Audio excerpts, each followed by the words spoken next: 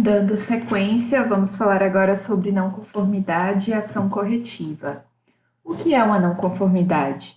É o não atendimento a um requisito, seja do SGI, do Código de Ética, de normas, de legislação, de procedimentos, do cliente. Então, é qualquer fato que se apresente não conforme com aquilo que era esperado. E o que a gente faz quando a gente identifica uma não conformidade? A primeira coisa que a gente faz é uma correção, é uma ação imediata para evitar que danos maiores aconteçam. Então, essa ação imediata ela tem como objetivo resolver o problema na hora. Então, temos que ser ágil e tomar logo uma ação. Porém, quando a gente toma somente uma ação imediata, uma ação de correção, isso evita com que o problema continue se repetindo? Não. Por isso, a gente precisa também identificar a causa da não conformidade. O que é a causa da não conformidade? É o motivo que levou à ocorrência da não conformidade. Então, quando a gente vê uma não conformidade, um erro, aquilo ali é apenas a ponta do iceberg. Os motivos, as causas que ocasionaram aquilo, nem sempre é visível de imediato. Então, a gente precisa fazer uma análise, fazer uma avaliação, muitas vezes envolvendo vários setores, né, várias pessoas, para poder, então, gerar uma ação corretiva.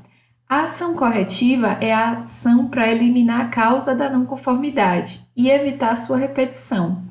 Na ação corretiva, a gente aproveita e faz a abrangência. Então, a gente verifica se esse problema não está se repetindo em outros contratos e outras áreas. E como é que a gente faz, né? Como é que a gente gera uma não conformidade? Qualquer colaborador pode e deve identificar uma não conformidade, certo? E para isso, basta com que ele gere o registro através do nosso relatório de não conformidade e ação corretiva. É um formulário que está disponível na pasta do SGI, em formulários do SGI. Se houver dificuldade de identificar esse formulário ou de gerar o registro, é recomendável que chame alguém do SMS, do SGI, do CQ, para gerar esse relatório, né? Quando gerar esse relatório, é só enviar para mim por e-mail, para o e-mail tatianamendes@ge.com.br. Na descrição dessa não conformidade, é importante que ela seja bem objetiva, né? Que coloque a situação ocorrida, o local, o setor, as funções ou o nome até dos envolvidos, certo? E também sempre citando o que foi contrariado, se foi uma norma, se foi um procedimento, se foi um requisito do contrato. Quanto mais objetivo, melhor. E evitar também julgamentos, né? Não precisa colocar palavras de julgamento como desorganizado, evite juízo de valor, apenas descreva o fato. O nosso formuláriozinho é esse aqui, né?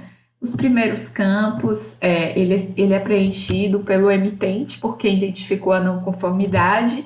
Então, ele vai lá, vai dizer se é uma não conformidade maior ou menor. Maior é quando ela é sistêmica, quando aquele problema ali ocorre muitas vezes, 90%, 80% do procedimento não está sendo cumprido, ou um requisito legal ela é maior. Não conformidade menor é uma pontual, um desvio, um problema isolado. Então, você vai descrever, já vai dizer qual foi a ação imediata feita. Foi paralisado o serviço, foi solicitado adequação, foi organizado o local, certo? E aí, vamos para a descrição das causas. A causa, e nesse momento é importante envolver um multiplicador, né, do SGI, do CQ ou o seu líder, porque exige uma análise maior com as ferramentas que eu vou mostrar no próximo slide, algumas ferramentinhas recomendáveis. E quanto mais bem feito essa descrição de causa, melhor vai ser a ação corretiva, né? Porque a gente vai poder corrigir o que realmente foi a causa. Os campos finais são preenchidos pelo SGI, por mim. Depois de um tempo, eu vou verificar se isso ocorreu novamente nesse contrato ou em outro contrato e vou fazer uma análise crítica final. verificando se foi efetivo ou não essa não conformidade. Para análise de causa, a gente recomenda, o procedimento recomenda algumas ferramentas, né? Entre elas a mais simples, que qualquer um pode usar, os 5 porquês. Então, você vai dizer lá, instrumento com certificado de calibração vencido. Por quê? Porque não foi enviado para calibração. Por que não foi enviado? Porque não se identificou que venceu. Por que não se identificou? Porque não estava sendo controlado através da planilha. Por que não estava sendo controlado através da planilha? Porque o responsável não conhecia essa sistemática. Então, a gente vai fazendo os porquês e vai conseguir chegar a uma causa raiz e gerar uma ação corretiva em cima dessa causa. Uma outra ferramenta é o SPQ. Não sabia, não podia ou não queria, né? Então, parte do pressuposto que sempre tem uma pessoa, um envolvido que deixou de fazer alguma coisa. Por isso, se ocorreu a não conformidade. Então, a gente precisa ver por que foi falta de conhecimento, foi falta de autoridade ou foi falta de motivação para tomar a ação correta. E a diagrama de causa e efeito, que é a mais usada, aquela espinha de peixe, onde a gente identifica lá se as causas estão ligadas à pessoa, ao profissional, ou à ferramenta, ou ao meio ambiente, ou ao método, né, o procedimento. O brainstorm também a gente usa muito até para também fazer as ações corretivas, vai lá, várias pessoas dando ideias, e depois a gente escolhe aquelas melhores ideias, certo? A não conformidade é uma sistemática muito importante para a empresa, por isso é importante que as pessoas entendam que o objetivo dela é melhorar, é registrar, né, e tomar as ações corretivas no todo, com abrangência. É importante também divulgar, então a gente sempre envolve, copia os gestores, né, outros profissionais para que eles façam abrangência nas suas áreas. Então o objetivo é sempre esse, a melhoria. Não é punir, não é encontrar culpados, é sempre a melhoria. E ela é fundamental para fazer o PDCA rodar, o nosso sistema de gestão funcionar.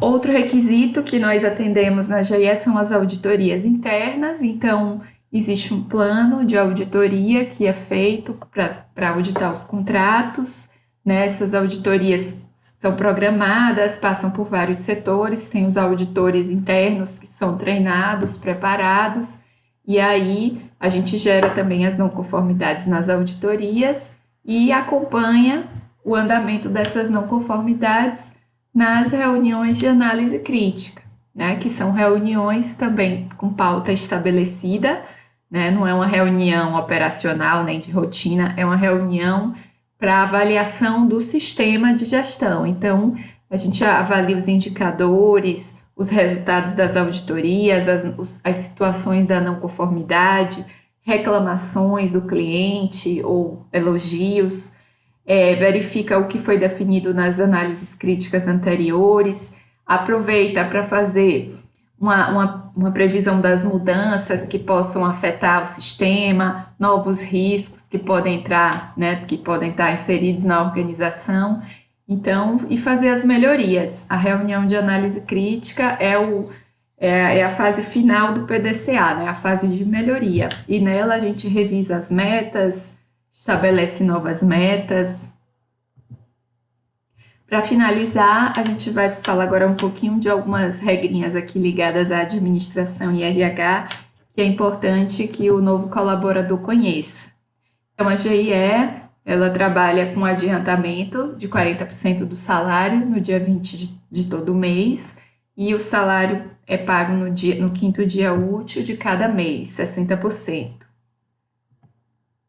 A GIE trabalha com ponto eletrônico, é importante que você verifique onde você vai estar, o horário certo de entrada, o horário de saída, se precisa bater o ponto no horário do almoço.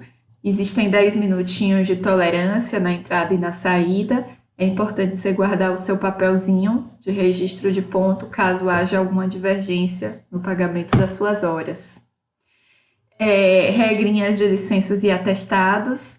Então, o atestado tem que ser entregue no máximo em 24 horas, os de comparecimento. O atestado médico, sempre que também 24 horas, e assim que possível você já informar o seu líder que você vai faltar, o motivo da ausência, pode adiantar por e-mail esse atestado. Licenças, trazer atestado administrativos para que seja realizado o afastamento, também o quanto antes for possível.